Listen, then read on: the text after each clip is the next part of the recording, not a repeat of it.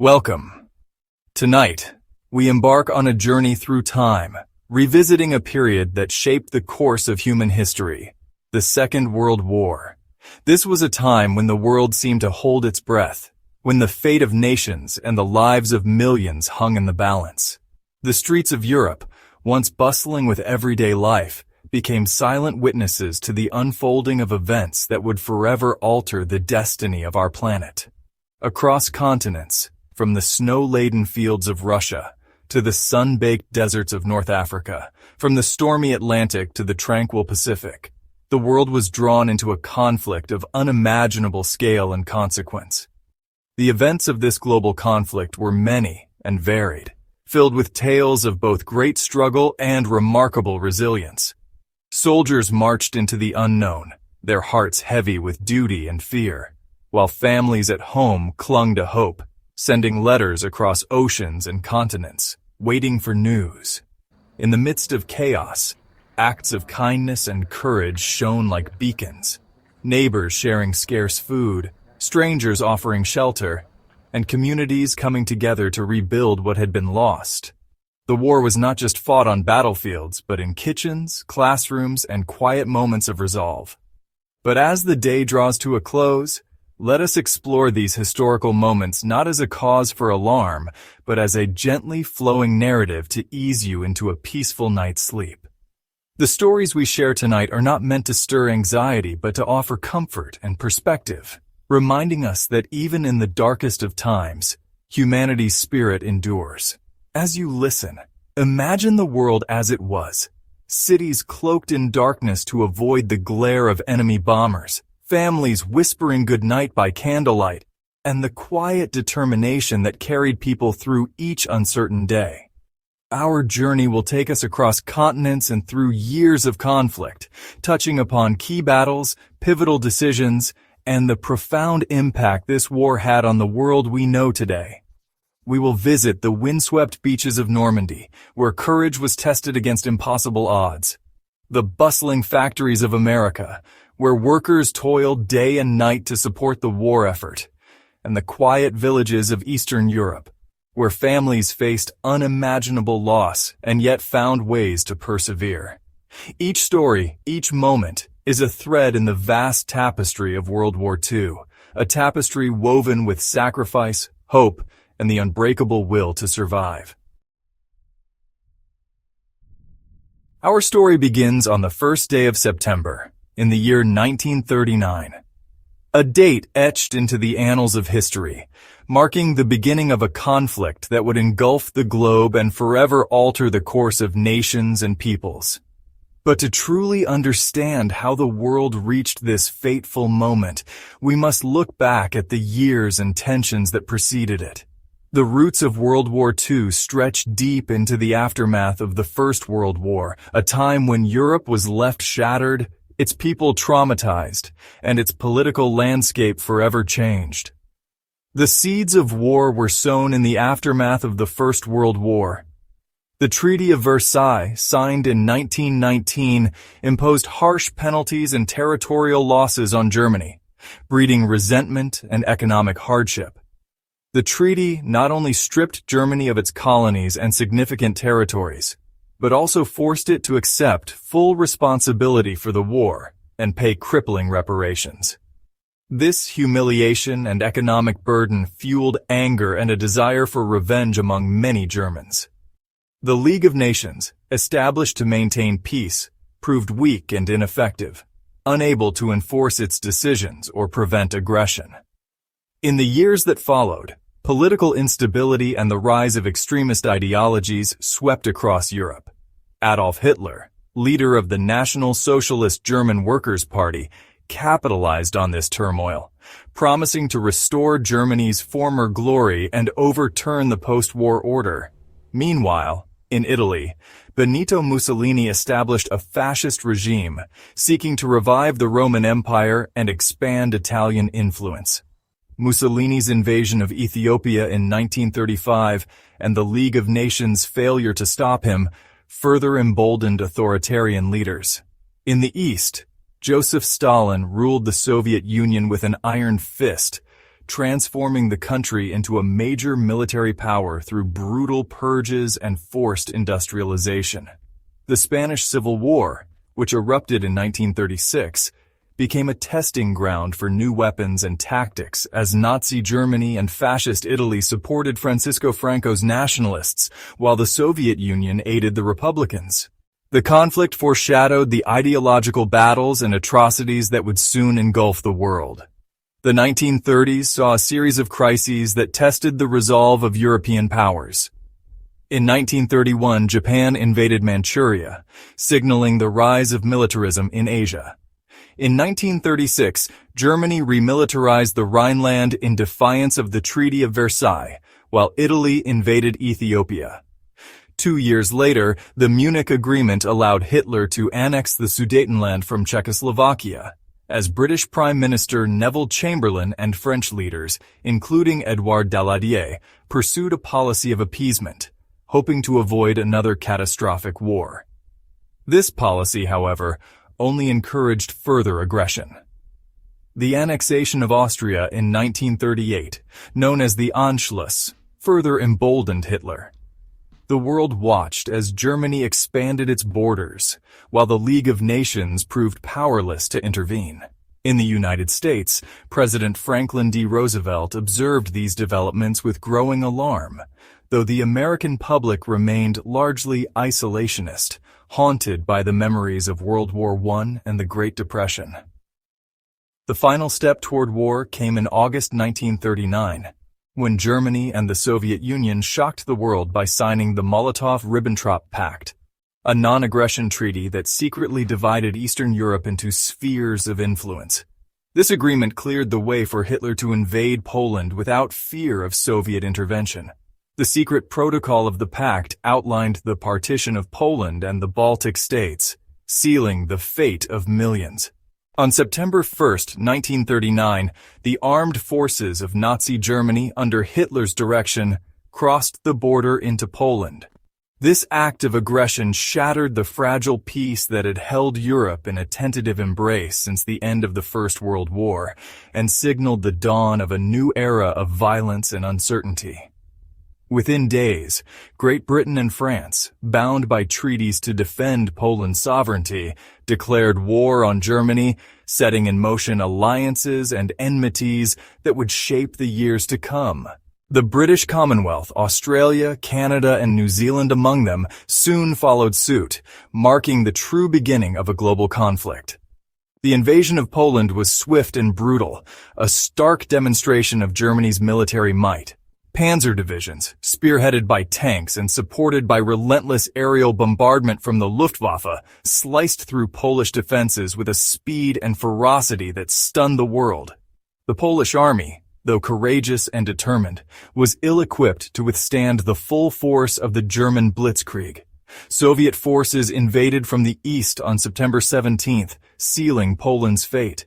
The world watched in disbelief as events unfolded, the specter of a new and even more devastating war looming large over Europe and beyond. The initial months of the war, often referred to as the Phony War, were characterized by a strange period of inaction on the Western Front. Germany, having secured Poland, paused, seemingly consolidating its gains and preparing for the next phase of its campaign. Meanwhile, the Soviet Union invaded eastern Poland, as agreed in the secret protocol of the Molotov-Ribbentrop Pact, and soon after occupied the Baltic states and parts of Finland, further redrawing the map of Europe. The Winter War between the Soviet Union and Finland, beginning in November 1939, would become another bloody chapter in this unfolding tragedy. France and Great Britain, their armies now mobilized, faced Germany across the fortified French border, a line of defenses known as the Maginot Line. A tense stalemate ensued, a waiting game played out on a continental scale, as soldiers and civilians alike wondered when and where the next blow would fall. The French, relying on their formidable fortifications, underestimated the speed and innovation of German tactics that would soon be unleashed. Despite the lack of major engagements in the West, the war at sea raged from the outset. German U-boats, operating in the vast expanse of the Atlantic Ocean, posed a constant threat to Allied shipping lanes, sinking merchant vessels carrying vital supplies to Britain and threatening to choke off the island nation's lifeline. The Battle of the Atlantic would become one of the longest and most crucial campaigns of the war. The early months of the war were a time of uncertainty and anxiety.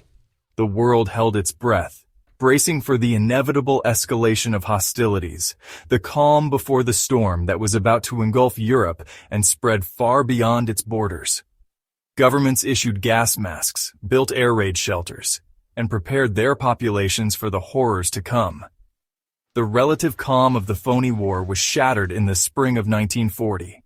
In a lightning-fast offensive, the German war machine, demonstrating the devastating effectiveness of its blitzkrieg tactics, struck west, catching the Allies off guard. German paratroopers and armored divisions swept through the Low Countries, bypassing the Maginot Line and opening the way to France. Neutral Belgium, Holland, and Luxembourg were overrun in a matter of days. The speed and ferocity of the German advance caught the Allied forces off guard, outmaneuvering their defenses and pushing deep into France, leaving chaos and destruction in their wake. Civilians fled in massive columns, creating one of the largest refugee crises in European history. The British Expeditionary Force, along with French and Belgian units, found themselves trapped in a desperate pocket around the French port of Dunkirk. Their backs to the sea, they faced annihilation or capture, with little hope of escape. The German advance threatened to destroy the core of the Allied armies in Western Europe. In a desperate gamble, a massive evacuation effort, codenamed Operation Dynamo, was launched.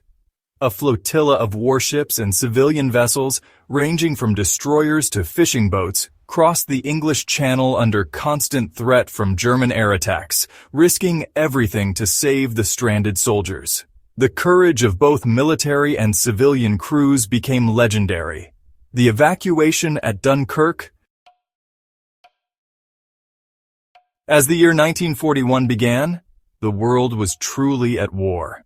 The globe was engulfed in a conflict of unprecedented scale, reshaping borders and destinies. The conflict, initially centered in Europe, had expanded to encompass vast swaths of the globe, drawing in nations and peoples from every continent. No corner of the earth remained untouched by the spreading violence and upheaval.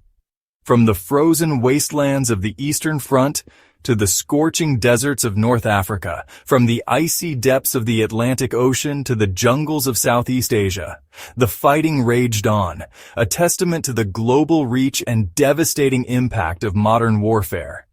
The scale and diversity of the battlefields reflected the truly international nature of the conflict. Millions of men and women were now caught in the maelstrom, their lives irrevocably altered by the conflict. Families were uprooted, communities shattered, and entire populations forced to confront the harsh realities of war. Soldiers, sailors, airmen, nurses, factory workers, and civilians alike all found themselves playing a part in the global struggle, their destinies intertwined with the fate of nations. Every individual, whether on the front lines or the home front, became a participant in this colossal upheaval. The war had become a titanic clash of ideologies, a battle between tyranny and freedom, between oppression and liberation. The fate of democracy and the future of civilization itself seemed to hang in the balance. The stakes were higher than ever before, the outcome uncertain, the future of the world hanging precariously in the balance. Each new development was met with anxiety and hope as people everywhere waited for news that could change their lives forever. While the United States remained officially neutral in the early years of the war, its support for Great Britain and the Allied cause grew steadily. The bonds between nations were tested and strengthened in the crucible of conflict. President Franklin D. Roosevelt, recognizing the threat posed by Nazi Germany and its allies, committed to providing material aid to the embattled nations fighting for their survival. His leadership would prove pivotal in shaping the course of the war. The Lend-Lease Act, passed by Congress in March 1941, allowed the United States to supply war materials to Great Britain, China, and other allied nations, bolstering their defenses and helping to sustain their war efforts.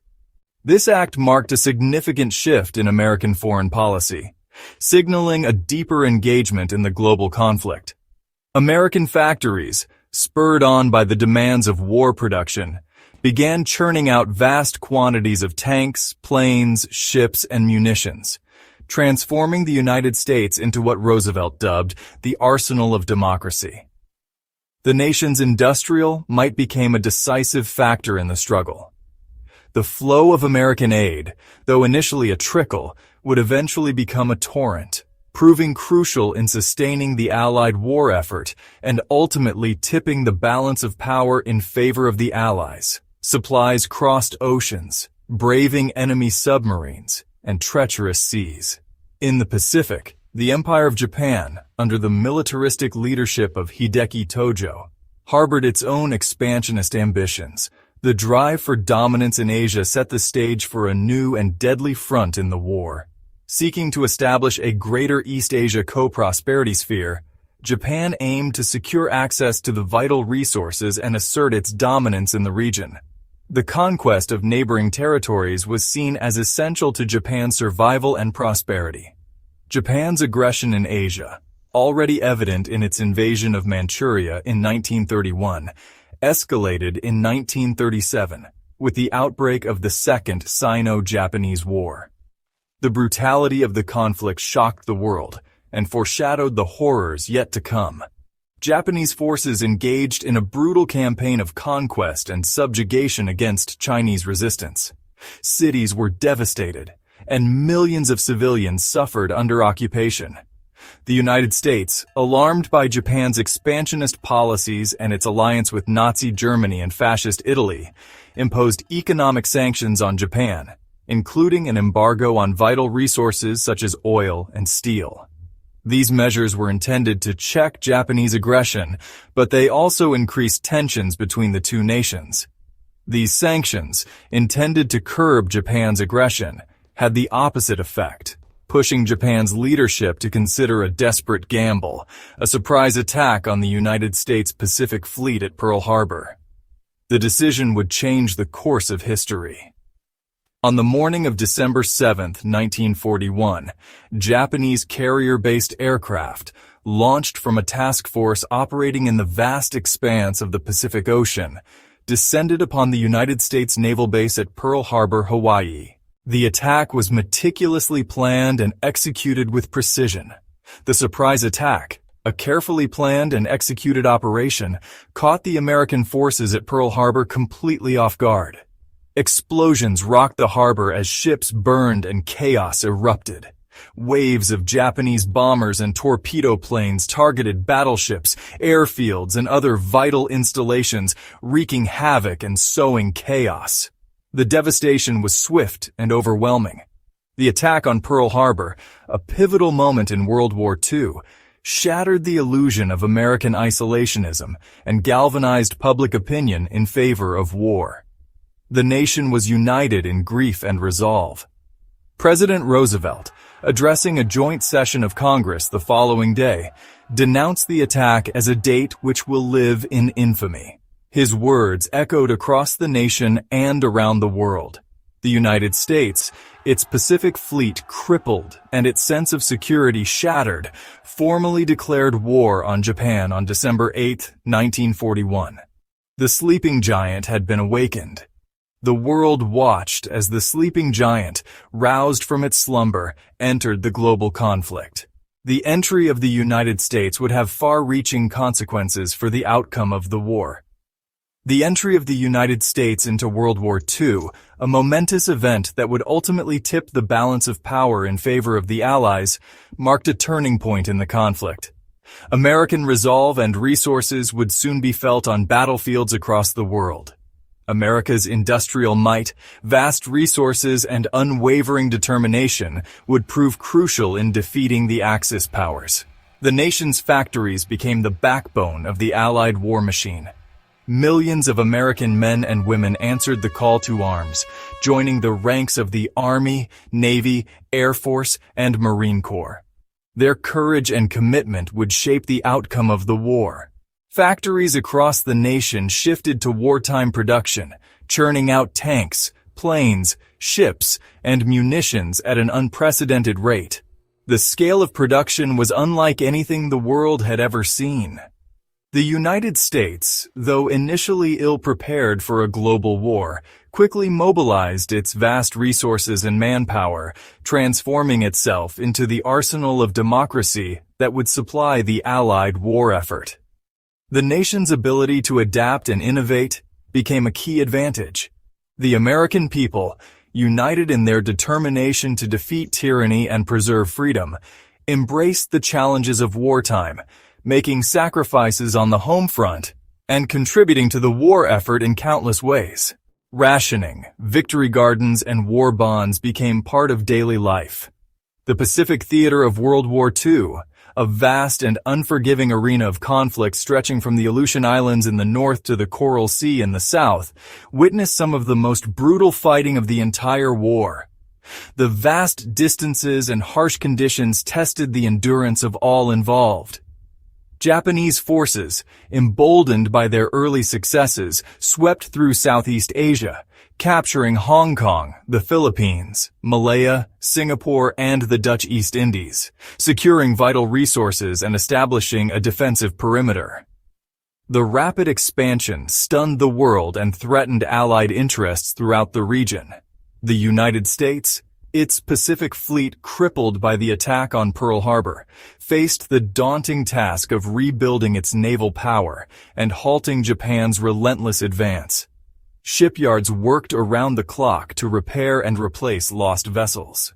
The early months of the war in the Pacific were marked by a series of Japanese victories.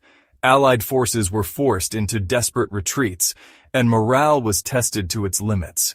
The Battle of the Coral Sea, fought in May 1942, was the first major naval battle in history in which the opposing fleets never sighted each other. The fighting conducted entirely by carrier-based aircraft. This new form of warfare would come to define naval battles in the Pacific. Though tactically a draw, the battle strategically checked Japan's southward advance. It was a crucial moment that demonstrated the importance of intelligence and air power. The Battle of Midway, fought just 6 months after the attack on Pearl Harbor, proved to be a decisive turning point in the Pacific War.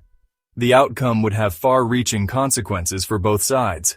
American codebreakers, having broken the Japanese naval code, were able to anticipate and counter Japan's plan to capture the strategically vital island of Midway. This triumph of intelligence work would help shape the course of the war.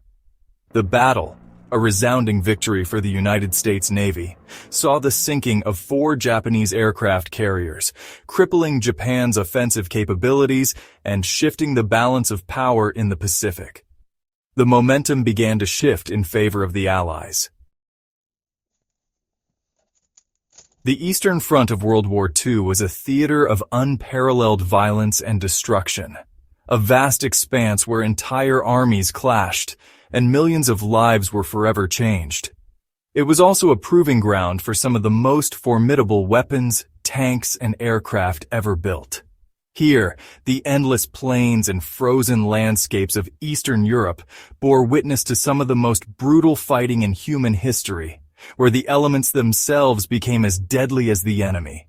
The roar of engines and the thunder of artillery echoed across the steppe as new machines of war shaped the fate of nations. At the heart of this conflict lay the city of Stalingrad, a strategic prize coveted by both the Germans and the Soviets, its very name a symbol of pride and defiance. What followed was a battle of unimaginable ferocity, a grinding struggle for every street, every building, every inch of rubble, as the city was slowly consumed by war. The clash of steel was ever present, with German Panzer IV tanks and Soviet T-34s dueling at close quarters amid the ruins. The Battle of Stalingrad, which raged for over 6 months, from August 1942 to February 1943, became a byword for urban warfare at its most horrific, a relentless contest of will and endurance. The Soviet PPSAH-41 submachine gun, with its high rate of fire, became a symbol of the Red Army's tenacity in close combat, while German troops relied on the deadly MP-40. German forces, under the command of General Friedrich Paulus, launched a massive assault on the city, determined to capture it and secure control of the Volga River, a vital supply line for the Soviet Union and a lifeline for the Red Army. The Luftwaffe's Junkers Ju-87 Stuka dive bombers unleashed terror from above, reducing entire districts to rubble. The Soviets, for their part, were equally determined to defend Stalingrad, pouring men and resources into the fight, refusing to let the city fall no matter the cost. The infamous Katyusha rocket launchers, nicknamed Stalin's organ, rained down devastating barrages on German positions, shaking the ground and morale alike. As the battle raged, the city was transformed into a nightmarish landscape of bombed-out buildings, burning rubble, and shattered lives, with fire and smoke blotting out the sun. Civilians, trapped in the crossfire, endured unimaginable hardship, sheltering in cellars and basements, their city slowly being reduced to dust and ashes around them as hope faded with each passing day. The fighting was relentless, a brutal struggle for survival, with neither side willing to give an inch, and exhaustion etched into every face. Soviet defenders used anti-tank rifles and Molotov cocktails to destroy German armor at close range, turning every street into a deadly trap. The Battle of Stalingrad was not just a clash of armies. It was a clash of ideologies. A titanic struggle between two diametrically opposed visions for the future of Europe, each side convinced of the righteousness of its cause. For Adolf Hitler, the capture of Stalingrad, a city that bore the name of his nemesis, Joseph Stalin, held immense symbolic importance, a personal victory he craved above all. It was to be a demonstration of German military might, a crushing blow to Soviet morale, and a stepping stone to the conquest of the Caucasus oil fields, vital to the German war effort and the continuation of their campaign in the East. The introduction of the formidable Tiger I heavy tank, with its thick armor and powerful 88 mm gun, was meant to tip the balance, but the harsh conditions and determined Soviet resistance blunted its impact. The Soviet leadership, however, recognized the strategic importance of Stalingrad and were determined to hold the city at all costs, knowing that its loss could spell disaster for the entire Soviet war effort. They issued Order No. 227, the infamous "Not One Step Back" order, which forbade Soviet soldiers from retreating without direct orders, under penalty of severe punishment. The stage was set for a confrontation of epic proportions, a battle that would test the limits of human endurance and shape the course of the war for generations to come. As the German offensive gained momentum, Soviet defenders fought with incredible tenacity, clinging to every ruined building, every shattered street corner, refusing to yield. Snipers, like the legendary Vasily Zaitsev, stalked their prey through the rubble, wielding the reliable Mosin Nagant rifle, while German marksmen countered with the Kar 98K. Close-quarters combat raged in the sewers and underground tunnels beneath the city, turning every shadow into a potential threat. The fighting was savage, often hand-to-hand, with no quarter given or asked for, as the city became a labyrinth of death. The Battle of Stalingrad marked a turning point in the war on the Eastern Front, shifting the momentum away from the Germans for the first time. The German Sixth Army, once considered invincible, found itself bogged down in a bitter street-by-street struggle, its advance stalled by fierce Soviet resistance and the onset of a brutal Russian winter, which brought new horrors of cold and hunger. Supplies dwindled, ammunition ran low, and the German soldiers, ill-equipped for the harsh conditions, began to succumb to frostbite and starvation, their morale crumbling as hope faded. Realizing the desperate plight of his troops, General Paulus pleaded with Hitler for permission to withdraw from Stalingrad and regroup. But his requests fell on deaf ears. Hitler, however, refused, convinced that the city could still be held and unwilling to admit defeat, his stubbornness sealing the fate of the Sixth Army. Trapped and surrounded, the German Sixth Army fought on, its fate sealed by Hitler's intransigence, as the noose tightened around them. In November 1942, the Soviets launched Operation Uranus, a massive counteroffensive that encircled the German forces in Stalingrad, cutting them off from all hope of escape or reinforcement. The Il-2 Sturmovik, known as the Flying Tank, provided crucial air support, strafing German positions and supply lines. The German Sixth Army, now trapped within the city it had sought to conquer, faced annihilation, with no way out and no relief in sight. Despite their desperate situation, the German soldiers continued to fight, their resistance fueled by a mixture of fanaticism, desperation, and the vain hope of relief that would never come. On February 2, 1943, the last pockets of German resistance in Stalingrad surrendered, bringing the epic battle to a close. The Battle of Stalingrad was over, but at a terrible cost, with the city left in ruins and its people forever changed. The city lay in ruins, its streets littered with the dead, its buildings reduced to rubble, a grim testament to the ferocity of the struggle. The human cost of the battle was staggering, with entire families wiped out and communities shattered beyond recognition. Soviet casualties are estimated to have been over 1 million, while German losses, including prisoners of war, numbered close to 800,000, making it one of the bloodiest battles in history. The victory at Stalingrad was a turning point in the war, a crushing defeat for the Germans, and a tremendous morale booster for the Soviets and their allies, inspiring hope across the Allied world. It marked the beginning of the end for the German advance in the East and shattered the myth of German invincibility, changing the course of the war. The Soviets, having weathered the storm, now had the initiative and would begin their long, hard-fought advance towards Berlin, determined to drive the invaders from their homeland. The T-34 tank, with its sloped armor and powerful gun, became the spearhead of this advance, outclassing many German tanks in mobility and reliability.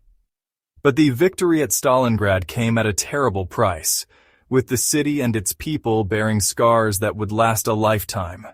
The city itself was utterly destroyed, transformed into a desolate wasteland, its former glory erased by months of relentless bombardment and fighting. And the United States, geographically isolated from the battlefields of Europe and Asia, had initially sought to remain neutral in the growing conflict, hoping to avoid the devastation that had scarred the world just a generation earlier. However, the course of World War II was irrevocably altered on December 7, 1941, when a single event would change the fate of nations. On that fateful Sunday morning, the tranquility of a seemingly ordinary day at Pearl Harbor, Hawaii, was shattered by the roar of aircraft engines and the deafening explosions of bombs, forever etching the date into American memory. The Imperial Japanese Navy had launched a surprise attack on the U.S. Pacific Fleet, plunging the United States into the maelstrom of World War II and ending any hope of remaining on the sidelines. The attack on Pearl Harbor was a meticulously planned and ruthlessly executed operation, intended to cripple the U.S. Pacific Fleet and prevent American interference in Japan's expansionist ambitions in Southeast Asia and the Pacific. Waves of Japanese aircraft, launched from aircraft carriers hundreds of miles away, descended upon the unsuspecting American naval base, targeting battleships, airfields, and other strategic installations with deadly precision. The American forces at Pearl Harbor, caught completely off guard, fought back valiantly, but were overwhelmed by the ferocity and scale of the Japanese assault, suffering heavy losses in the process. The attack, which lasted for just over 2 hours, left a scene of devastation in its wake, with smoke and fire rising from the battered fleet. Battleships lay sunk or burning in the harbor, their twisted wreckage a testament to the fury of the attack and the vulnerability of even the mightiest fleets. The news of the attack on Pearl Harbor sent shockwaves through the United States, uniting the nation in a way few events ever had. What had seemed like a distant conflict in Europe and Asia suddenly hit home with terrifying immediacy as families anxiously awaited word from loved ones. The American public, outraged by the unprovoked attack, demanded retribution and rallied together in a surge of patriotism. President Franklin D. Roosevelt, in a somber address to the nation, declared December 7th a date which will live in infamy, and asked Congress to declare war on Japan, setting the nation on a new course. The attack on Pearl Harbor had a profound impact on the American psyche, leaving a nation in mourning, but also in resolve. The nation, which had been deeply divided over the issue of involvement in the war, was now united in its determination to defeat the Axis powers and defend its way of life. Millions of young Americans answered the call to arms, enlisting in the military and preparing to fight for their country, driven by a sense of duty and patriotism. The United States, with its vast industrial capacity and manpower, now fully mobilized for war, would become a decisive factor in the Allied victory, transforming its economy almost overnight. The sleeping giant had been awakened, and the course of World War II would be forever changed by America's entry into the conflict. The United States faced a monumental task in mobilizing for a global war, requiring unprecedented coordination and effort across the nation. Factories that had once produced consumer goods were rapidly converted to wartime production, churning out tanks, planes, ships, and munitions at an unprecedented rate, fueling the war machine.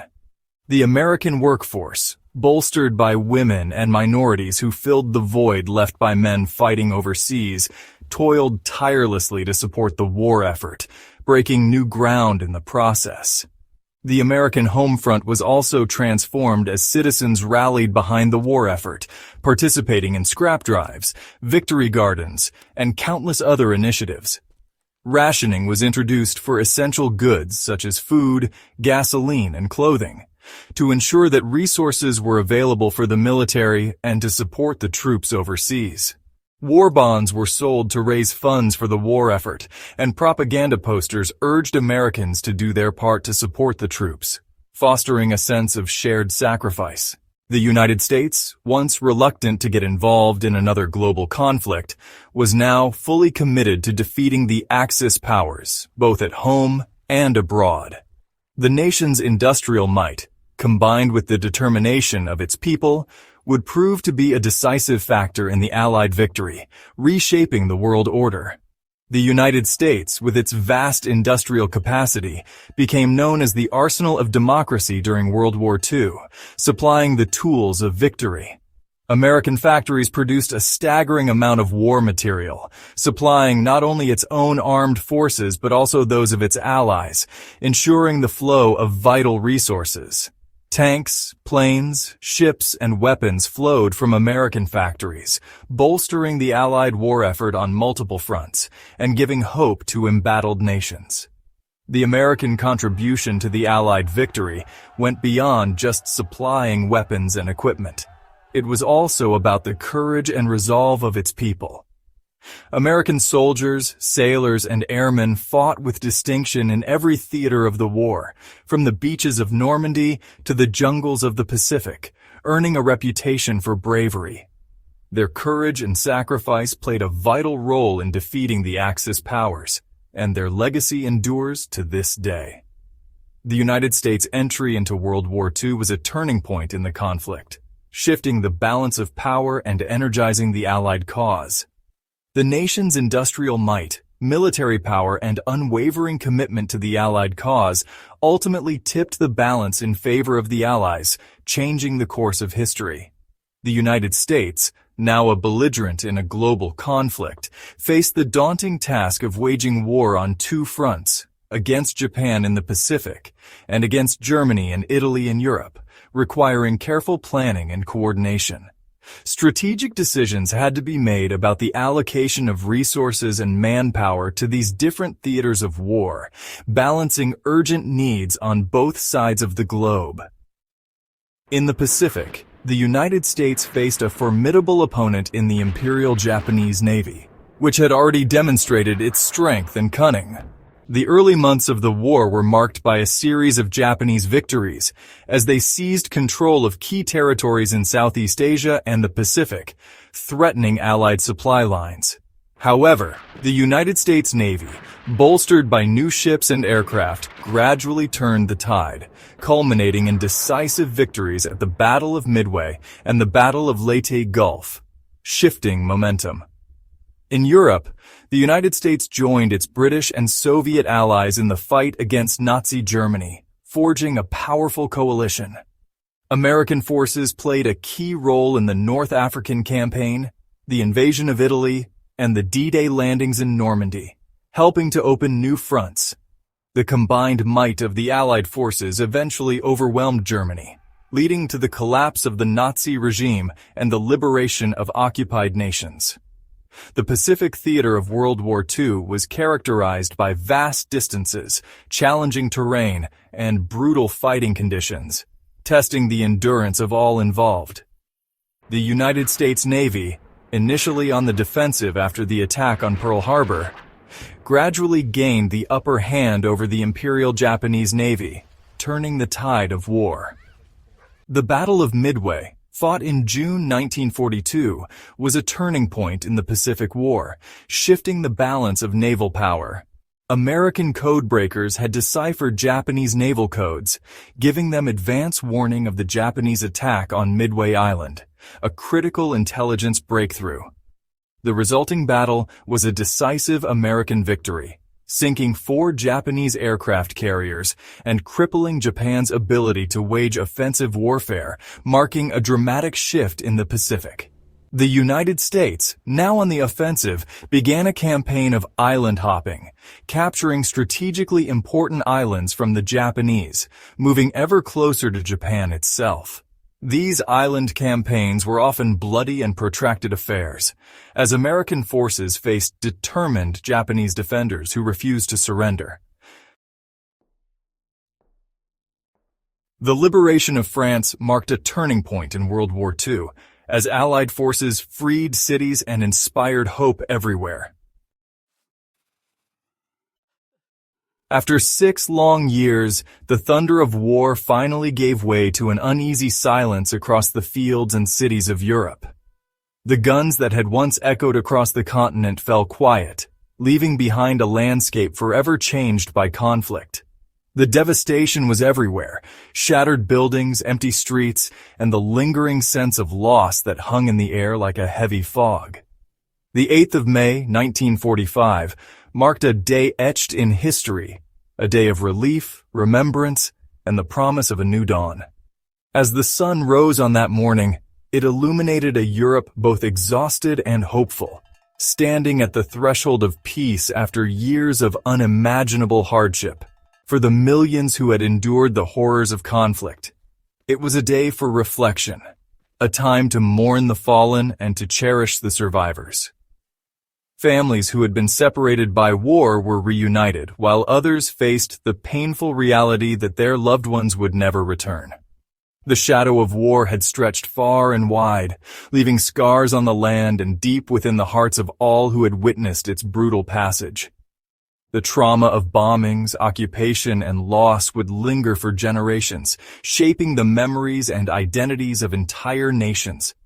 Yet, amidst the somber remembrance, a spirit of hope flickered. People dared to imagine a future free from tyranny and violence, where children could laugh and play without fear. The guns had fallen silent, and a sense of relief washed over war-torn Europe. The absence of gunfire was itself a profound and unfamiliar sound, a signal that the nightmare was finally over. VE Day, as it came to be known, signified the end of a dark chapter and the beginning of a long and arduous journey towards rebuilding and reconciliation. Across the continent, people gathered in the streets, waving flags and singing songs of victory, their faces alight with a mixture of joy and disbelief. In the hushed confines of a former French military school in Reims, the instruments of surrender were being prepared. The atmosphere was tense, heavy with the weight of history and the knowledge that the fate of millions rested on the signatures soon to be inked. It was here, deep within Allied-occupied territory, that representatives of the once mighty German Wehrmacht would formally lay down their arms. The room was filled with a sense of finality, as the last vestiges of Nazi power were brought to an end. General Alfred Jodl, representing the German High Command, stood as a stark contrast to the victorious Allied commanders. His presence was a symbol of defeat, a reminder of the cost of aggression and the futility of war. His face, etched with fatigue and defeat, reflected the crumbling state of the German war machine. The burden of responsibility weighed heavily upon him, as he faced the consequences of decisions made in distant halls of power. The weight of countless lives lost and cities shattered rested heavily upon his shoulders. The devastation wrought by the war was evident not only in the ruined landscapes, but in the haunted eyes of those who had survived. The terms of surrender were clear and unconditional. There would be no negotiation, no compromise, only the complete cessation of hostilities and the acceptance of Allied authority. The fighting was to cease, and German forces were to surrender to the Allied powers. Across Europe, German soldiers laid down their arms, some with relief, others with resignation, all aware that an era had ended. For Jodl, the signing of the document marked the end of his nation's ambitions and the beginning of an uncertain future. The world watched as the ink dried, signaling the collapse of a regime that had plunged the globe into chaos. News of the German surrender spread like wildfire across the globe. Radios crackled with the announcement, and newspapers rushed to print headlines that would be remembered for generations. In cities and towns across Europe and beyond, people poured into the streets, their faces a mixture of disbelief and overwhelming joy. The sense of collective relief was palpable, as if the entire world had been holding its breath and could finally exhale. From London to Moscow, Paris to Washington, the outpouring of emotion was palpable. The celebrations transcended borders, uniting people of different nations in a shared moment of triumph and hope. Strangers embraced, tears of relief mingled with the sounds of laughter. For a brief moment, the divisions of nationality and language faded, replaced by a universal sense of humanity. The horrors of war were momentarily forgotten as the world celebrated the hard-won victory. Parades filled the streets, confetti rained down, and music played late into the night. Yet, even amidst the celebrations, a sense of somber reflection prevailed. The cost of victory was never far from anyone's mind, and many paused to remember those who had not lived to see this day.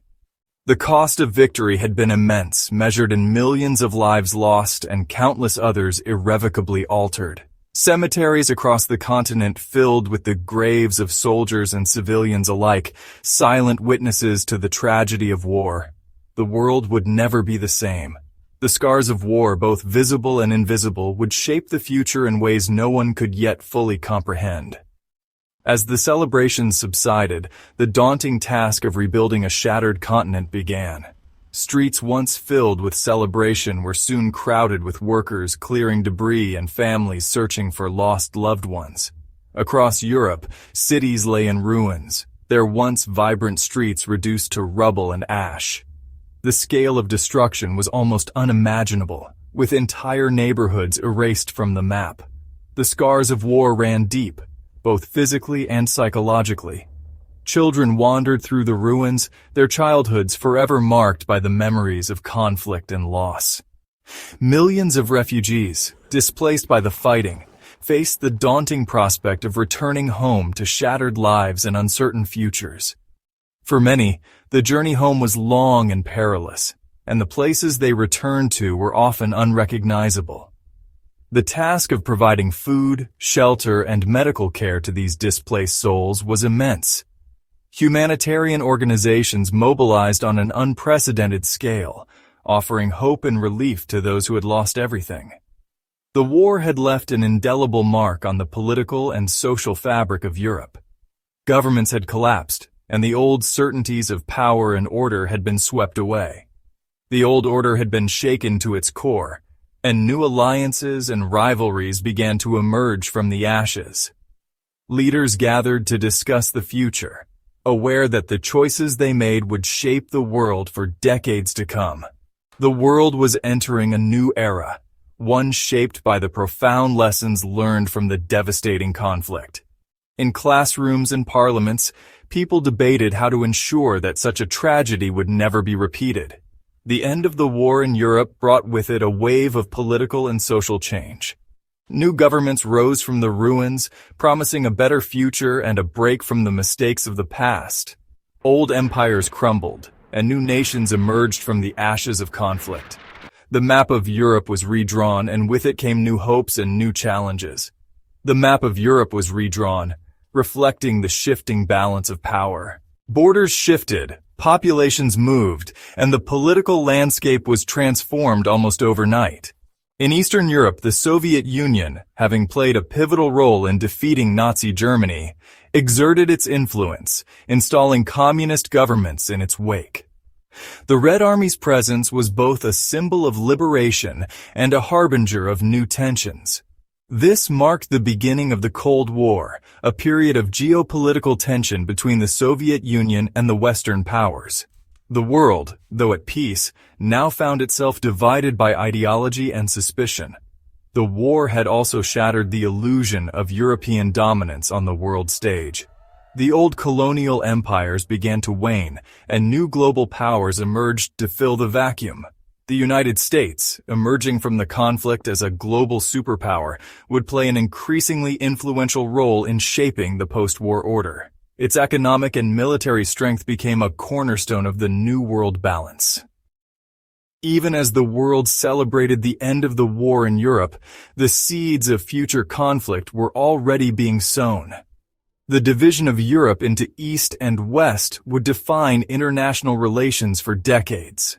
The wartime alliance between the Western powers and the Soviet Union, forged in the crucible of conflict, began to unravel as ideological differences came to the fore. Trust gave way to suspicion, and cooperation to rivalry. The Soviet Union's expansionist ambitions in Eastern Europe, coupled with its growing military might, fueled anxieties in the West. The world watched as a new kind of conflict, one of espionage, propaganda, and proxy wars, began to take shape. The United States, determined to contain the spread of communism, adopted a policy of containment, pledging to support any nation threatened by Soviet aggression. This commitment would shape American foreign policy for generations. The rivalry between these two superpowers would come to define the latter half of the 20th century, casting a long shadow over international relations and shaping the destiny of nations. The world entered an era of uncertainty, where the threat of nuclear war loomed large. Despite the looming shadow of the Cold War, the end of World War II marked a turning point in human history. The desire for peace and stability was stronger than ever, and nations sought new ways to. While the echoes of celebration reverberated across Europe, the war in the Pacific raged on with unrelenting ferocity. The Allied victory in Europe had brought hope to millions, but for those fighting in the Pacific, the end was nowhere in sight. The vast expanse of the Pacific Ocean was dotted with islands that had become battlegrounds, each one fiercely contested and soaked in blood. The Pacific theater, stretching from the Philippines to the Solomon Islands, was marked by some of the most brutal fighting of World War II. The fighting, characterized by its brutal island-hopping campaigns and fierce resistance from Japanese forces, had reached a bloody stalemate. Each island captured came at a tremendous cost, with both sides suffering heavy casualties. The jungles and beaches became graveyards, and the psychological toll on soldiers was immense. Battles like Iwo Jima and Okinawa resulted in tens of thousands of deaths, foreshadowing the potential cost of an invasion of the Japanese mainland. The United States, determined to bring the conflict to a swift end and spare further loss of American lives, faced an agonizing dilemma. Military leaders and policymakers debated the best course of action, weighing the cost of continued fighting against the hope for a decisive blow that could finally end the war. The estimated casualties for a full-scale invasion of Japan, codenamed Operation Downfall, ranged from several 100,000 to over 1 million Allied soldiers, with Japanese military and civilian casualties expected to be even higher. The Japanese leadership, deeply entrenched in a culture of honor and sacrifice, showed no signs of surrender, even in the face of mounting casualties and dwindling resources. The concept of Bushido, the way of the warrior, permeated every level of Japanese society, encouraging soldiers and civilians alike to fight to the bitter end rather than accept defeat. The government mobilized civilians, including women and children, to prepare for a last-ditch defense of the homeland. The stage was set for a momentous and controversial decision, one that would forever alter the course of human history and usher in the terrifying reality of the atomic age. The world stood on the brink of a new era, where the destructive power of science and technology would be tested in the crucible of war. In the secluded deserts of New Mexico, a top-secret scientific endeavor known as the Manhattan Project had been quietly underway for years. Shielded from public view, this project brought together brilliant minds from across the globe, united by a singular, daunting purpose: to develop an atomic bomb before Nazi Germany could. This massive undertaking, involving some of the world's brightest minds, was dedicated to harnessing the immense power of the atom. Scientists, engineers, and military personnel worked around the clock, driven by the fear that Nazi Germany might develop such a weapon first. The project culminated in the successful Trinity test on July 16, 1945, in Alamogordo, New Mexico, where the first atomic bomb was detonated. The scientists working on the Manhattan Project understood the gravity of their task. They were not merely building a weapon. They were unlocking the secrets of the universe, delving into realms of physics that had only recently been theorized. J. Robert Oppenheimer, the project's scientific director, famously quoted the Bhagavad Gita, "Now I am become death, the destroyer of worlds." They were racing against time to develop a weapon of unimaginable destructive force, one that could potentially end the war, but also unleash a terrifying new era. The pressure was immense, and the stakes could not have been higher. The ethical implications of their work weighed heavily on many of the scientists involved. Some questioned whether humanity was ready for such power, while others felt a sense of duty to end the war as quickly as possible. After the Trinity test, several scientists urged the government to consider a demonstration of the bomb's power rather than its use on a populated city. They were acutely aware that the fruits of their labor could have devastating consequences, not just for Japan, but for all of humanity. The knowledge that their creation could change the world forever was both exhilarating and terrifying. In the summer of 1945, President Harry S. Truman faced an agonizing decision. He had only recently assumed the presidency after the death of Franklin D. Roosevelt, and now the fate of millions rested on his shoulders. Truman was briefed on the Manhattan Project shortly after taking office, and was presented with the option to use the atomic bomb to force Japan's surrender. The war in the Pacific was nearing its end, but the Japanese leadership showed no signs of yielding. Despite devastating losses, they prepared for a final, desperate defense of their homeland. The Japanese government rejected the Potsdam Declaration, issued on July 26, 1945, which called for unconditional surrender and warned of prompt and utter destruction if Japan did not comply. The prospect of a costly invasion of the Japanese mainland, with the potential for millions of casualties on both sides, loomed large. Operation Downfall, the planned invasion, was expected to be the bloodiest campaign of the entire war, with estimates of American casualties alone reaching into the hundreds of thousands. Japanese civilian casualties were projected to be catastrophic, as the government had mobilized the population for resistance. Truman, acutely aware of the potential human cost of a protracted war, ultimately made the fateful decision to authorize the use of atomic bombs against Japan. He believed that a swift and overwhelming show of force might compel the Japanese to surrender and spare countless lives, both American and Japanese. It was a decision fraught with moral complexities, one that continues to be debated by historians and ethicists to this day. The weight of responsibility was immense, and Truman knew that the world would never be the same. The use of atomic weapons represented a dramatic escalation in warfare, marking a profound shift in the relationship between humanity and the destructive power of technology. For the first time, a single bomb could destroy an entire city, and the world would soon witness this reality.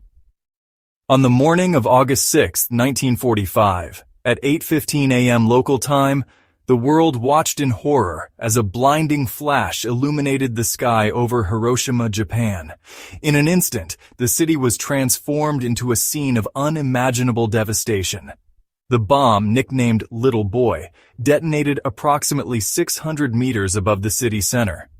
The Enola Gay, a B-29 bomber piloted by Colonel Paul Tibbets, had dropped Little Boy, an atomic bomb with an explosive yield equivalent to 15,000 tons of TNT. The crew, aware of the gravity of their mission, carried out their orders with a sense of solemn duty, forever linking their names to this pivotal moment in history. The devastation was instantaneous and unimaginable. Buildings were vaporized, and entire neighborhoods vanished in the blink of an eye.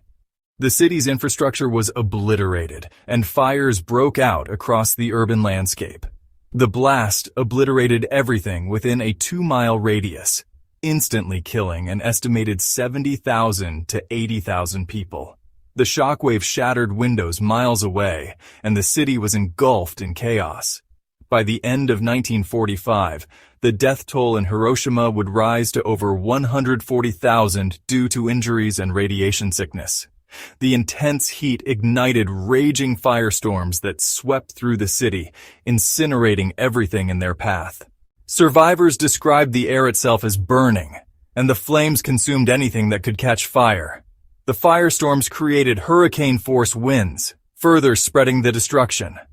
In the aftermath of the bombing, a haunting silence descended upon the ruined city. The once bustling streets were now eerily quiet, broken only by the cries of the wounded and the crackle of distant fires. The city's hospitals, themselves damaged, were quickly overwhelmed. The air was thick with the smell of burning flesh and debris, and the streets were littered with the bodies of the dead and dying. Those who survived the initial blast wandered in shock, searching for loved ones amid the ruins. Many suffered horrific burns and injuries, while others would succumb to radiation exposure in the days and weeks that followed. The immediate impact of the atomic bomb was horrific, but the true extent of the devastation unfolded in the days, weeks, and years that followed. Hospitals overflowed with the injured, many suffering from mysterious symptoms that baffled doctors. Radiation sickness, a previously unknown phenomenon, caused hair loss, bleeding, vomiting, and death.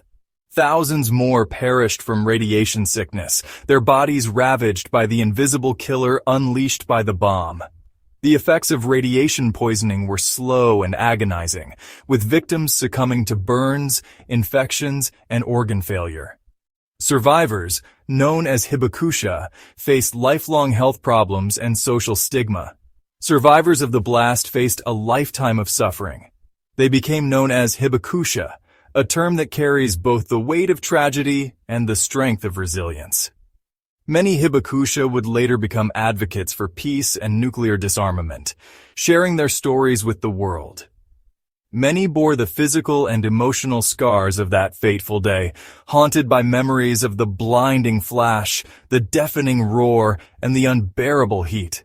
Families were torn apart, and entire communities were left to rebuild from ashes.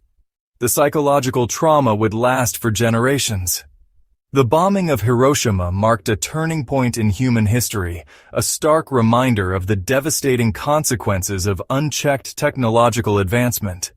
The world had witnessed the destructive potential of the atom, and nothing would ever be the same. 3 days after the bombing of Hiroshima, on August 9, 1945, a second atomic bomb, Fat Man, was dropped on the Japanese city of Nagasaki. The decision to Even as the Allied forces fought for liberation across Europe, a different kind of battle was being waged, a battle against humanity itself. While the world's attention was fixed on the front lines, a hidden war was unfolding in the shadows, one that would leave an indelible scar on the conscience of mankind. The Holocaust, or Shoah, was not a spontaneous event, but the culmination of centuries of anti-Semitism, discrimination, and scapegoating of Jews and other minorities across Europe. The horrors of the Holocaust, a systematic, state-sponsored campaign of persecution and extermination, cast a long shadow over the 20th century. It was a tragedy of unimaginable scale, orchestrated with chilling precision and fueled by a machinery of hate. The roots of this genocide lay in the rise of Adolf Hitler and the Nazi Party, who seized power in Germany in 1933 and quickly set about enacting laws that stripped Jews of their rights, livelihoods, and dignity. The Nazi regime, fueled by a toxic ideology of racial hatred and anti-Semitism, targeted Jews and other minority groups for persecution, imprisonment, and ultimately, annihilation. Their propaganda machine spread lies and fear, turning neighbor against neighbor and sowing the seeds of division and violence. The Nuremberg Laws of 1935 institutionalized racial discrimination, forbidding Jews from marrying non-Jews and excluding them from public life. The Holocaust stands as a stark reminder of the depths of human depravity and the devastating consequences of unchecked prejudice and intolerance. It is a warning from history, a testament to what can happen when hatred is allowed to flourish. Kristallnacht, the Night of Broken Glass in November 1938, marked a turning point. Jewish homes, businesses, and synagogues were destroyed, and thousands were arrested or killed. The world watched in horror as the Nazi regime implemented its final solution, a plan to systematically exterminate the Jewish people. This policy was not the work of a few, but a coordinated effort involving government officials, bureaucrats, and ordinary citizens who became complicit in the machinery of genocide. At the Wannsee Conference in January 1942, high-ranking Nazis formalized the plan for mass murder, setting in motion the construction and expansion of death camps across occupied Europe. The Holocaust was a meticulously planned and executed genocide, carried out with chilling efficiency. Every detail, from the transportation of victims to the construction of death camps, was calculated to maximize suffering and death.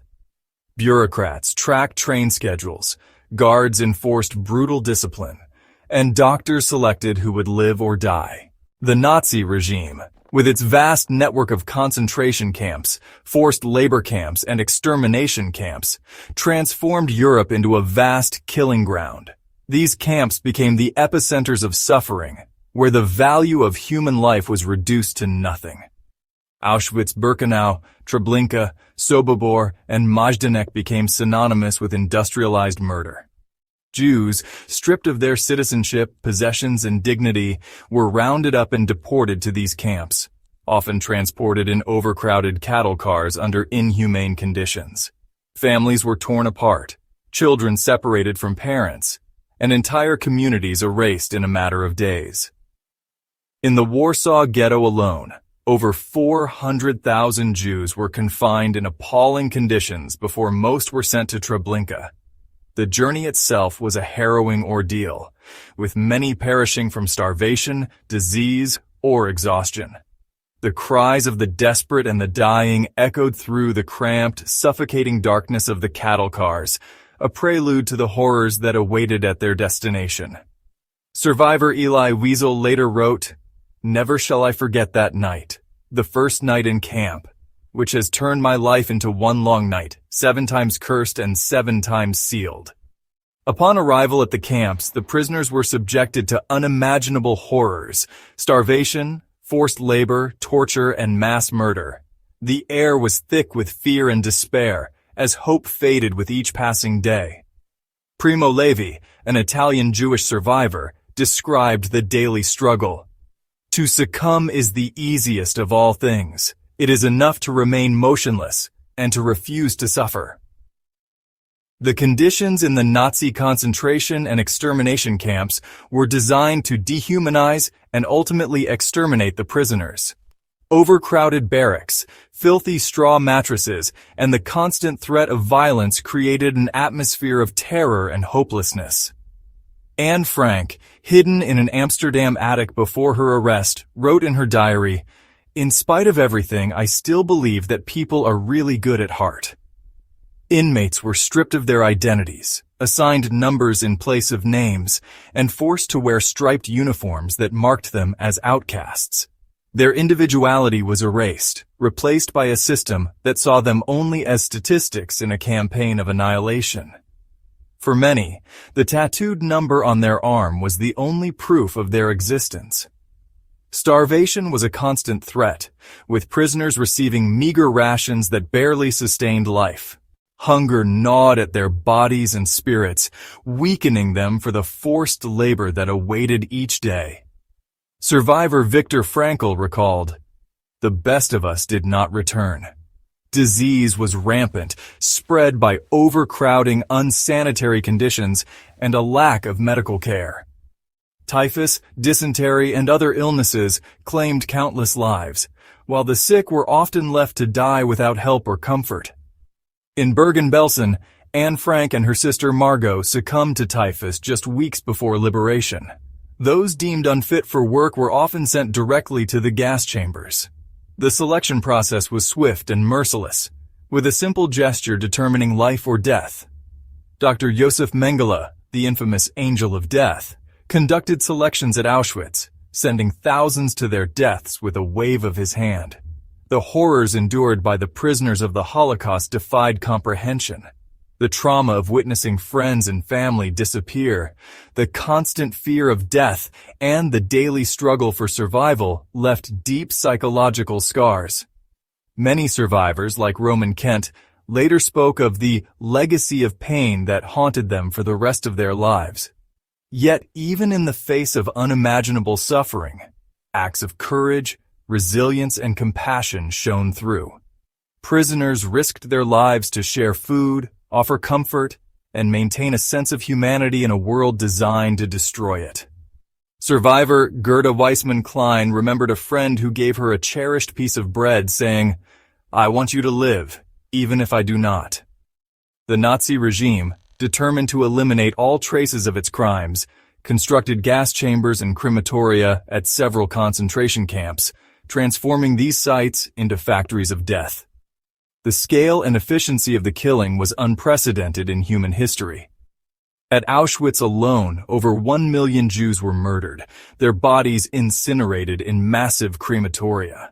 Prisoners, often told they were being sent to showers, were herded into these chambers and murdered with Zyklon B gas.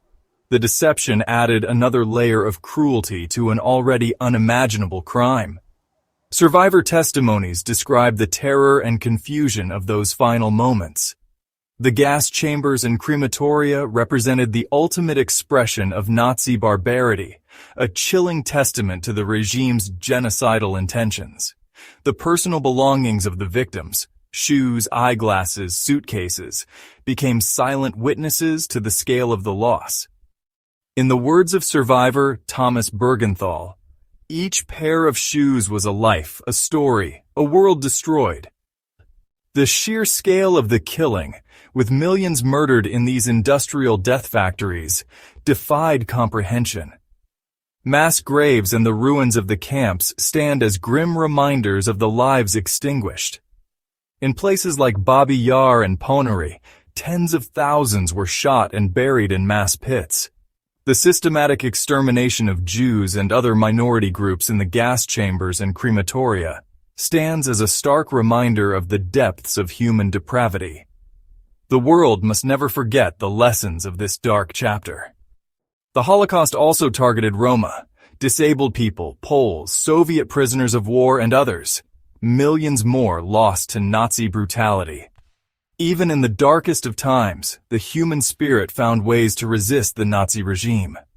Acts of defiance, both large and small, became beacons of hope in a landscape of despair. The Warsaw Ghetto Uprising in 1943 saw Jewish fighters hold off the Nazis for nearly a month, inspiring others across occupied Europe. Individuals and groups, at great personal risk, engaged in acts of resistance, both large and small, to challenge the Nazis' reign of terror.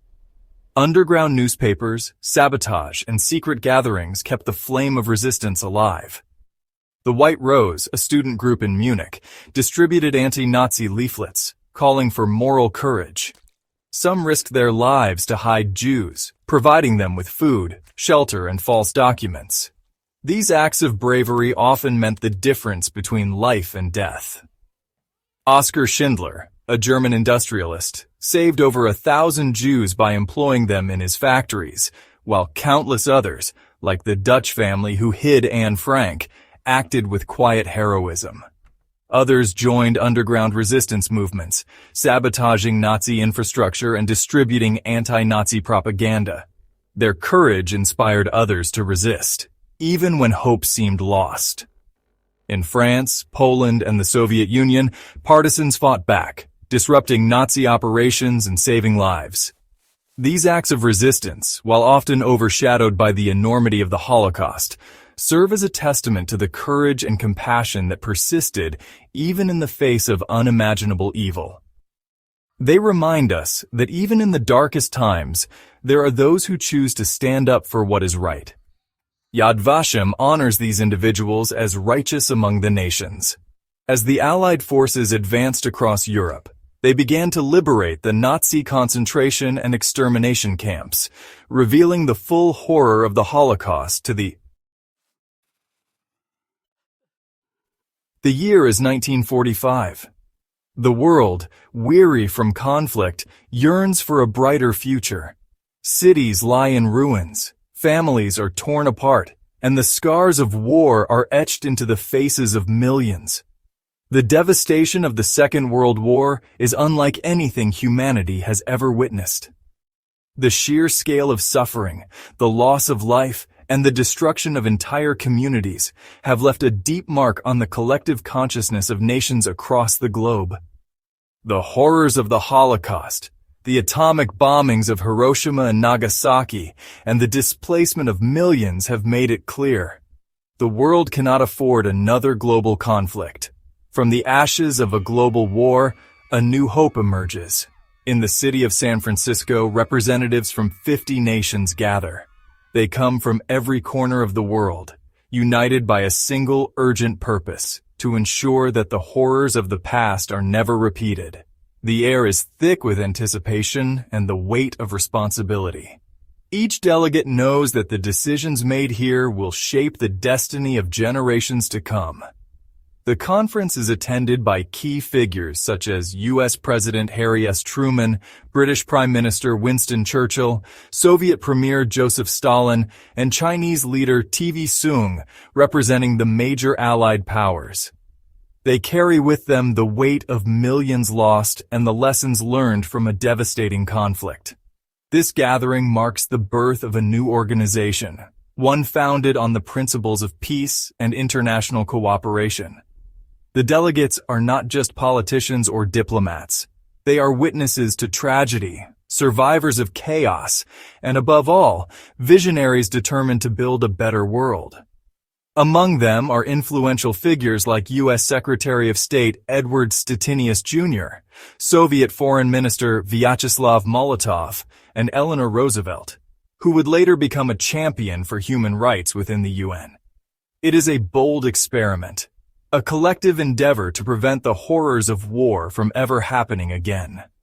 The world has seen the consequences of division and hatred, and now, in this moment, there is a shared resolve to chart a new course for humanity. The stakes could not be higher. The conference is not without its challenges. Debates are heated, and the memories of wartime alliances and betrayals linger in the air. The delegates, representing diverse cultures and ideologies, work tirelessly. They debate, negotiate, and compromise often late into the night. Despite their differences, they are united by a common goal: to create a framework that will safeguard peace and security for all people, regardless of nationality, race, or creed. The main countries involved: the United States, the United Kingdom, the Soviet Union, China, and France, take on special roles as permanent members of the Security Council, reflecting their status as the principal victors of the war. They draft a charter, a document outlining the principles and goals of this new entity. Every word is carefully chosen, every clause debated and refined. The process is painstaking, but the delegates understand that the strength of the organization will depend on the clarity and vision of its founding document. Smaller nations, too, play a vital role, ensuring that the organization is not merely a tool of the powerful, but a true assembly of the world's peoples. This charter, known as the United Nations Charter, enshrines the fundamental rights of all human beings. It is a declaration that every person, no matter where they are born, deserves dignity, freedom, and security. The Charter is more than just a legal document. It is a promise to future generations that the world will strive to be better. On June 26, 1945, the Charter is signed by representatives of 50 nations, and on October 24th, it officially comes into force. It emphasizes the importance of dialogue, diplomacy, and the peaceful resolution of disputes. The Charter calls on nations to settle their differences not with weapons, but with words. It recognizes that true peace is built not through force, but through understanding and cooperation. The image of American and Soviet delegates shaking hands is a powerful symbol of the hope for a new era of international relations. The Charter is a testament to the collective desire for a more stable and harmonious world. It is a symbol of hope, a beacon guiding humanity away from the darkness of war and toward the light of peace. The applause that follows the signing ceremony is not just for the document itself, but for the spirit of unity and determination that made it possible. The flags of the founding nations displayed side by side represent a new commitment to global cooperation. It represents a rejection of violence and a commitment to building a future where nations work together rather than against each other. The sight of delegates from so many different backgrounds standing side by side, smiling for the camera, is a powerful image of what the world can achieve when it chooses cooperation over conflict. Notably, women such as Virginia Gildersleeve play a role in shaping the Charter, advocating for the inclusion of human rights and gender equality. The United Nations is built upon 4 fundamental pillars, each designed to address a specific aspect of international cooperation. These pillars are the foundation upon which the organization stands, guiding its actions and shaping its mission in the decades to come. The initial goals are ambitious: to prevent war, promote social progress, uphold human rights, and foster international law. The first pillar, maintaining international peace and security, aims to prevent conflict through diplomacy and, when necessary, peacekeeping operations. The world has learned that peace is fragile and that it must be actively protected. The United Nations is tasked with mediating disputes, deploying peacekeepers, and supporting efforts to resolve conflicts before they escalate into violence. The first peacekeeping missions, such as those in the Middle East in 1948, test the UN's ability to act as a neutral force. The second pillar focuses on developing friendly relations among nations based on respect for equal rights and self-determination. The UN encourages countries to recognize each other's sovereignty and to work together as equals. By fostering mutual respect and understanding, the organization hopes to create a world where cooperation replaces competition and trust replaces suspicion. Early treaties and agreements, such as those addressing refugees and displaced persons, set the tone for future collaboration. The third pillar emphasizes the importance of international cooperation in solving economic, social, cultural, and humanitarian problems. The United Nations recognizes that peace cannot exist where there is poverty, hunger, or injustice. Its agencies work tirelessly to provide aid, support development, and promote human rights around the globe. The creation of specialized agencies like UNICEF and the World Health Organization in the late 1940s marks the UN's commitment to these goals. This pillar recognizes that lasting peace requires addressing the root causes of conflict, such as poverty, inequality, and lack of access to education. By investing in people and communities, the UN seeks to build a world where everyone has the opportunity to thrive, regardless of their circumstances.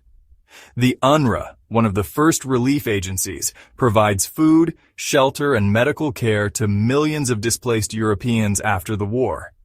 The fourth pillar, respecting international law and treaties, seeks to establish a rules-based order where all nations are held accountable for their actions. The International Court of Justice, the UN's principal judicial organ, plays a crucial role in resolving legal disputes and ensuring that justice is served on the global stage. Its first cases involving border disputes and reparations set important precedents for international law. The United Nations provides a unique platform for dialogue. It is a place where nations, regardless of their size or power, can come together as equals to discuss the challenges facing humanity. The UN is a forum for debate, negotiation, and most importantly, for finding common ground. In its earliest years, the organization faces the daunting task of rebuilding trust among former enemies and integrating new member states emerging from colonial rule. Here, nations large and small can voice their concerns, share their perspectives, and work together to find common ground. The General Assembly is a living symbol of the UN's commitment to inclusivity and transparency. Every member state has a seat at the table, and every voice matters. The first session, held in London in 1946, sets the stage for decades of international dialogue. The General Assembly, the main deliberative body of the UN, allows all member states to participate in discussions and decision-making. Through open debate and democratic processes, the Assembly addresses issues ranging from security and development to human rights and environmental protection. Early votes admit new nations and set the agenda for post-war recovery. This forum fosters a spirit of cooperation and allows for the peaceful resolution of disputes through dialogue and diplomacy. It is a place where differences can be aired and resolved without resorting to violence, and where the seeds of understanding can take root. The early years are marked by both hope and tension, as the Cold War begins to cast its shadow over international relations. One of the most visible roles of the United Nations is its peacekeeping operations.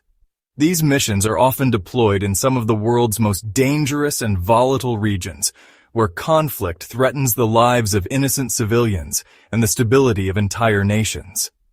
The first peacekeeping forces are sent to the Middle East and the Balkans, testing the UN's ability to act as a neutral arbiter. Blue-helmeted UN peacekeepers are deployed to conflict zones around the world. They come from many different countries, united by a shared commitment to protect the vulnerable and uphold the principles of the United Nations. Their presence is a powerful reminder that the world will not stand by in the face. As the dust settled on the battlefields of World War II, it became clear that the world had been irrevocably changed.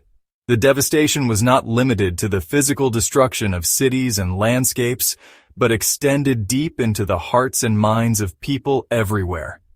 The war had touched nearly every corner of the globe, leaving behind a legacy of loss, resilience, and transformation that would shape the course of history for generations to come.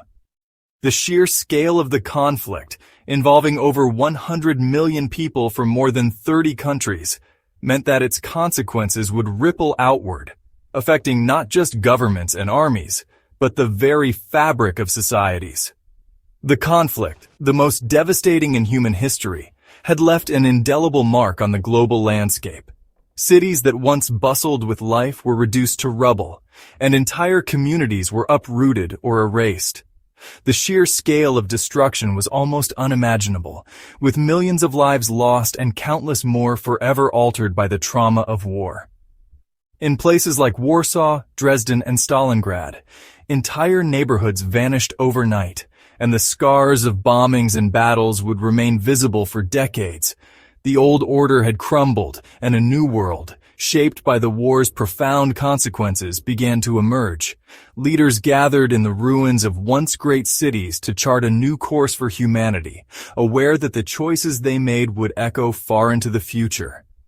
The Yalta and Potsdam conferences, for example, saw Allied leaders negotiating the fate of entire nations, redrawing borders, and laying the groundwork for a new international system. The political map had been redrawn, empires had fallen, and new superpowers had risen. Borders shifted, sometimes overnight, as nations were divided or united in the aftermath of conflict. The collapse of old empires created a vacuum that would soon be filled by new forces on the world stage. Germany was split into occupation zones, Poland's borders were moved westward, and the Baltic states were absorbed into the Soviet Union. In Asia, Japan lost its empire, and Korea was divided along the 38th parallel, setting the stage for future conflict. The war's impact extended far beyond the battlefield, touching every aspect of human life. Families were separated, homes destroyed, and millions found themselves displaced, forced to rebuild their lives from the ashes. The scars of war were visible not only in shattered buildings, but in the faces of those who had survived. The refugee crisis was unprecedented, with over 60 million people uprooted across Europe and Asia, leading to the creation of international organizations like the United Nations Relief and Rehabilitation Administration to address the humanitarian catastrophe. The war had exhausted the traditional European powers, leaving a void on the world stage. Once mighty nations like Britain and France found themselves weakened, their economies in ruins and their influence diminished. The old balance of power was gone, replaced by uncertainty and the need for new alliances. The British Empire, for example, was deeply in debt and soon faced independence movements across its colonies, while France struggled to reassert control in Indochina and North Africa. Into this void stepped two new superpowers, the United States and the Soviet Union. Their meeting at the Elbe River symbolized not only the defeat of Nazi Germany, but the beginning of a new era in global politics. These two nations, once allies, would soon become rivals in a struggle that would define the second half of the 20th century. The ideological divide between capitalism and communism would shape international relations, military alliances, and even domestic policies for decades. The United States, its economy booming and its military might unmatched, emerged from the war as a global leader. American factories, which had produced the weapons of war, now turned to rebuilding the world. The sense of optimism and confidence was palpable as the nation looked to the future with hope and determination. The U.S. dollar became the world's reserve currency, and American culture, through music, movies, and consumer goods, spread rapidly across the globe. The Soviet Union, having borne the brunt of the fighting in Europe, emerged from the conflict with a strengthened military and a newfound sense of its own power. The Red Army's victory in Berlin was a source of immense pride, and the Soviet people were determined to secure their place as a major force in world affairs. The USSR expanded its influence over Eastern Europe, installing communist governments in countries like Poland, Hungary, and Czechoslovakia, and forming the Warsaw Pact as a counterbalance to Western alliances. The wartime alliance between the United States and the Soviet Union quickly dissolved as ideological differences came to the fore. The spirit of cooperation that had helped defeat fascism gave way to suspicion and rivalry, as each side sought to shape the post-war world according to its own vision.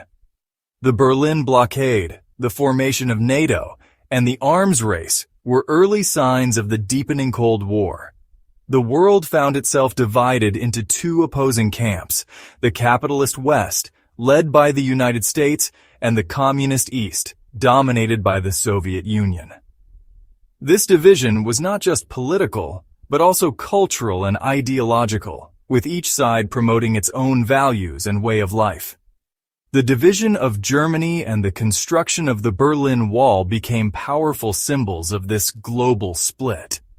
An iron curtain, as Winston Churchill famously described it, descended across Europe, dividing the continent in two. Families and friends were separated by borders and barbed wire, and the fear of conflict loomed large over everyday life. In Eastern Europe, Soviet-backed regimes suppressed dissent, while in the West, fears of communist infiltration led to political purges and the rise of anti-communist sentiment. The Cold War, a period of intense rivalry and suspicion between the two superpowers, had begun. Propaganda, espionage, and the threat of nuclear war became the new weapons in a struggle for global influence that would last for decades.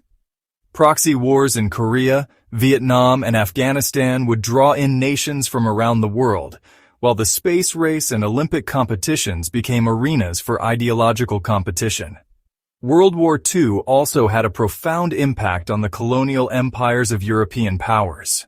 Soldiers from across the colonies had fought and died in the war, and their sacrifices fueled demands for greater rights and independence. The war exposed the vulnerability of colonial rulers and inspired anti-colonial leaders to push for self-determination. The war had weakened these empires, both militarily and economically, making it increasingly difficult for them to maintain control over their colonies. The cost of war, both in lives and resources, left colonial powers unable to suppress the growing tide of nationalism.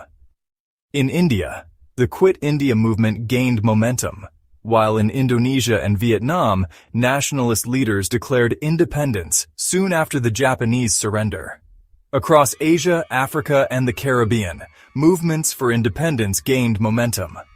Leaders like Mahatma Gandhi in India and Kwame Nkrumah in Ghana inspired millions to demand self-determination and an end to foreign rule. The wave of decolonization that followed would see dozens of new nations join the international community, each seeking to forge its own path. The war had helped to accelerate the process of decolonization, leading to the birth of many new nations in the post-war era. The world map was transformed as old empires faded and new countries emerged, each with its own dreams and challenges. The legacy of colonialism, however, would continue to shape global politics, with many new states facing internal divisions, economic hardship, and struggles for stability. The necessities of war often drive rapid technological advancements, and World War II was no exception. Scientists and engineers worked tirelessly to develop new tools and techniques, many of which would have lasting impacts on civilian life. The war spurred the development of radar, jet engines, and the first programmable computers, laying the groundwork for the technological revolution of the late 20th century. The conflict spurred remarkable innovations in fields such as aviation, medicine, and nuclear technology. Radar, computers, and antibiotics all saw dramatic improvements, changing the way people lived and worked in the years that followed. Penicillin, mass-produced for the first time during the war, saved countless lives and revolutionized modern medicine. The development of jet engines revolutionized air travel, while advancements in antibiotics saved countless lives. These breakthroughs, born of necessity, would go on to shape the modern world in ways few could have predicted. The post-war era saw the rise of commercial aviation and the spread of new medical treatments, improving quality of life for millions. The most consequential technological development of the war, however, was the creation of the atomic bomb. The Manhattan Project brought together some of the greatest scientific minds of the era, working in secrecy to unlock the power of the atom. The successful detonation of atomic bombs marked a turning point in human history, introducing a weapon of unprecedented destructive capability. The atomic bombings of Hiroshima and Nagasaki in August 1945 ushered in a new and terrifying era, the nuclear age. The world watched in horror as the destructive power of these weapons was revealed, forever altering the nature of warfare and international relations. The bombings not only ended the war in the Pacific, but also demonstrated the potential for total annihilation, influencing military strategy and diplomacy for generations. The world now lived in the shadow of unimaginable destruction, forever changed by the knowledge that humanity possessed the means to annihilate itself. The fear of nuclear war became a constant presence, shaping the policies and priorities of nations around the globe. Civil defense drills, fallout shelters, and the doctrine of mutually assured destruction became part of everyday life during the Cold War. The threat of nuclear war hung over the Cold War, shaping international relations and fueling a global arms race. Nations poured resources into developing ever more powerful weapons, hoping to deter their rivals and maintain a precarious balance of power. The Cuban Missile Crisis of 1962 brought the world to the brink of nuclear conflict, highlighting the dangers of this new era. The nuclear age brought with it a profound sense of vulnerability and a new urgency to the pursuit of peace. Activists and leaders alike called for disarmament and dialogue, seeking ways to prevent another catastrophe on the scale of World War II. The formation of organizations like the International Atomic Energy Agency and the signing of treaties, such as the Nuclear Non-Proliferation Treaty, reflected a growing recognition of the need for global cooperation. World War II also had a profound impact on social and cultural norms. The upheaval of war forced people to reconsider long-held beliefs about identity, community, and the role of the individual in society. The experience of fighting alongside people from different backgrounds fostered new attitudes toward race, class, and nationality. The war had challenged traditional gender roles, as women entered the workforce in unprecedented numbers to support the war effort. Women proved themselves capable As the guns fell silent and the smoke of war slowly cleared, the world faced a new and uncertain dawn. The end of World War II was not simply a conclusion, but the beginning of a profound transformation, one whose echoes still shape our lives today. Borders were redrawn, empires faded, and new nations emerged from the ashes. The scars of conflict lingered in shattered cities and broken families, but so too did seeds of resilience and change. The devastation of war forced humanity to confront the horrors of hatred and the necessity of unity. In the years that followed, former enemies worked side by side to rebuild, forging alliances like NATO and the European Union to prevent future conflicts. The United Nations, born from the hope of lasting peace, became a stage for global cooperation, an imperfect yet vital forum for dialogue and diplomacy. World War II also accelerated movements for independence across Asia, Africa, and the Middle East, as colonized peoples demanded their right to self-determination. The struggle for civil rights gained momentum, inspired by the fight against tyranny and injustice. But the lessons of the war remain unfinished. The memory of unimaginable loss urges us to cherish peace, to stand against intolerance, and to remember that the choices of today will shape the world of tomorrow. The legacy of World War II is woven into the fabric of modern society. The war spurred remarkable technological advancements, radar, jet engines, computers, and medical breakthroughs that continue to influence our daily lives. The race for innovation during the war laid the groundwork for the digital age, space exploration, and modern medicine, transforming how we communicate, travel, and heal. International relations were forever changed. The balance of power shifted, leading to the Cold War, but also to a new era of diplomacy, treaties, and global organizations striving to maintain peace. The world learned the importance of cooperation and the dangers of division as nations sought to resolve conflicts through dialogue rather than arms. Culturally, the memory of World War II endures in literature, film, and art, shaping how we remember and interpret the past. Memorials, museums, and annual commemorations keep the stories of sacrifice and survival alive for each new generation. The war's lessons are taught in classrooms around the world, reminding us of the cost of intolerance and the value of human rights. As future generations grow up in a world shaped by the aftermath of World War II, they inherit both its burdens and its hopes. The responsibility to remember, to learn, and to build a better world is passed on, generation to generation. The legacy of World War II is not just written in history books. It lives on in every act of courage, every hope for a better world, and every promise to never forget. As we look back, let us carry forward the wisdom hard-won by those who came before us, building bridges instead of barriers, and ensuring that the shadows of the past give way to the light of a more hopeful future. Through education, remembrance, and the sharing of stories, we ensure that the lessons of World War II continue to guide and inspire us, shaping a world where peace, innovation, and understanding endure for generations to come. Before we close our journey tonight, let us pause to remember a chapter of World War II that, though often overshadowed by larger battles, stands as one of the most stirring acts of courage and sacrifice, the Warsaw Uprising of 1944. This was not just a military operation, but a desperate, defiant stand by a city determined to reclaim its freedom. In the sweltering summer of 1944, as the Red Army approached from the east and Nazi forces still occupied the city, the people of Warsaw, led by the Polish Home Army, or Armia Krajowa, launched a bold uprising. Their hope was to liberate their capital before Soviet forces arrived, to assert Polish sovereignty and prevent a new occupation.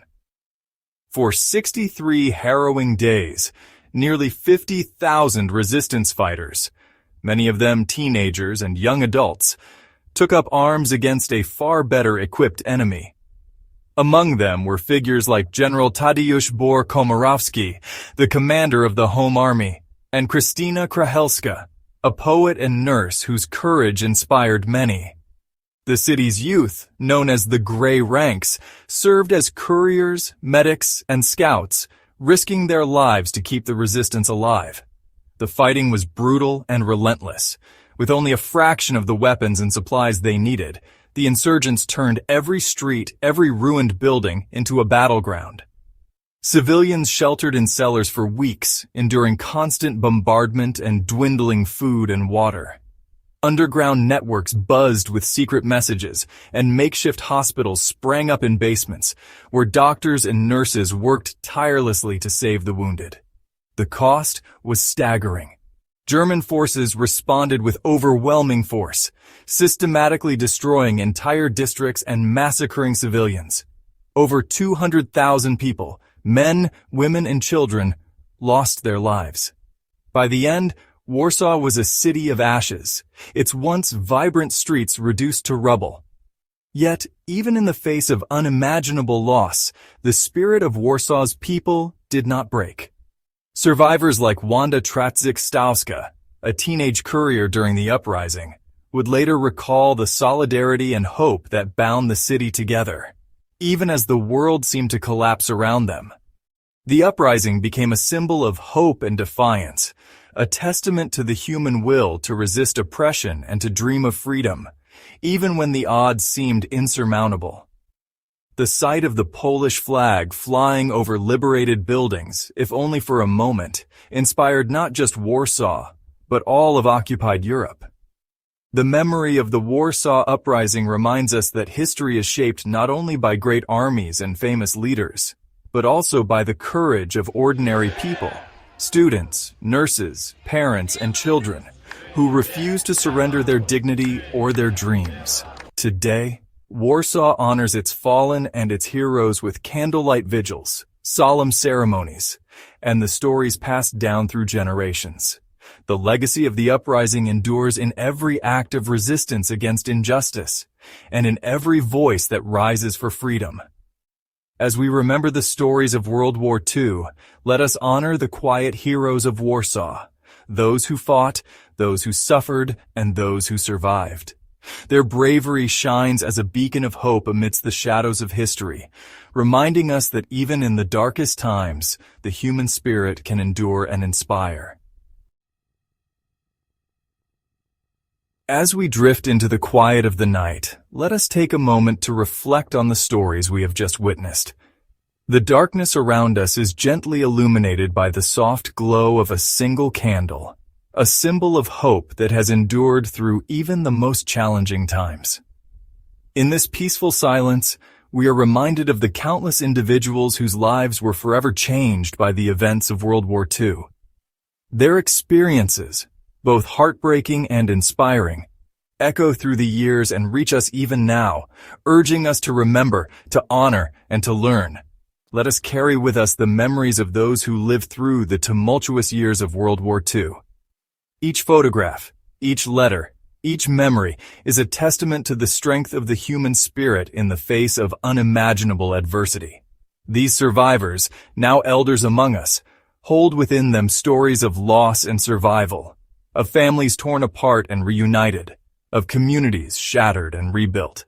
Their voices, sometimes quiet and sometimes filled with emotion, remind us that history is not just a collection of dates and events, but a tapestry woven from the lives of real people. Their courage, resilience, and unwavering belief in a better tomorrow continue to inspire us today. The soldiers who marched into the unknown, the civilians who found ways to endure, and the children who learned to hope again, all of them showed us that even in the darkest times, humanity can shine through. Their stories are not just about survival, but about the power of community, the importance of compassion, and the enduring hope for peace. As we look back, we see not only the pain and destruction, but also the moments of kindness, bravery, and unity that helped to heal a broken world. May their sacrifices serve as a reminder of the preciousness of peace. Each poppy in the field, each name etched in stone, stands as a silent witness to the cost of conflict and the value of harmony. As the sun rises over memorials and fields once scarred by war, we are called to remember not only the fallen, but also the lessons they left behind. Peace is fragile, and it is our responsibility to cherish and protect it, for ourselves and for future generations. And let us never forget the importance of working together to create a world free from conflict. The end of World War II was not just a victory of arms, but a triumph of cooperation, understanding, and shared purpose. People from all walks of life, from every corner of the globe, came together to rebuild, to reconcile, and to dream of a better future. Today, as we face new challenges, we can draw strength from their example, knowing that unity and empathy are the foundations of lasting peace. The impact of World War II continues to shape our world in ways both visible and unseen. Its lessons are woven into the fabric of our societies, reminding us of the dangers of intolerance, the cost of indifference, and the necessity of standing up for what is right. For future generations, these stories are more than history. They are guideposts, warning signs, and sources of inspiration. By studying the past, we equip ourselves to build a more just and compassionate future, one where the mistakes of yesterday are not repeated and the hopes of those who came before us are honored. As the night deepens and the world grows still, may you find comfort in the knowledge that peace is possible, and that every act of remembrance brings us closer to a brighter tomorrow. Take a moment to breathe deeply, to let your thoughts settle, and to allow the lessons of history to gently guide your dreams. May you have a restful night and sweet dreams, carrying with you the hope, resilience, and lessons of those who came before us. Good night. Softly. May tomorrow bring you renewed hope, and may the stories of the past continue to light your way forward.